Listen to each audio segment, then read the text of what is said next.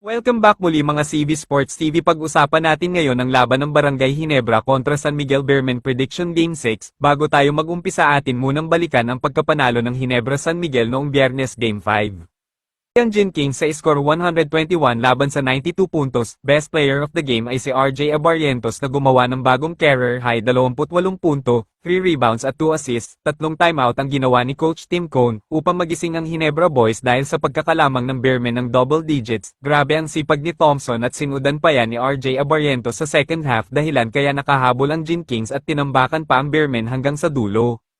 Scottie Thompson may sinabi mula sa kanyang interview, para daw sa kanyang koponan ay wala pa sila nararating at hindi pa tapos ang semis, at palitan lang ng panalo, kaya iniisip na babawi ang San Miguel Beermen sa Game 6, at ito ang dahilan para paghandaan at pigilan ang palitan ng kanilang panalo, kaya itong game ay kinakailangan maging focus siya para makatulong sa kanyang koponan. Sa palagay ko nasa Gin Kings na ang momentum sa Game 6 dahil sa kanilang pagkapanalo sa Game 5.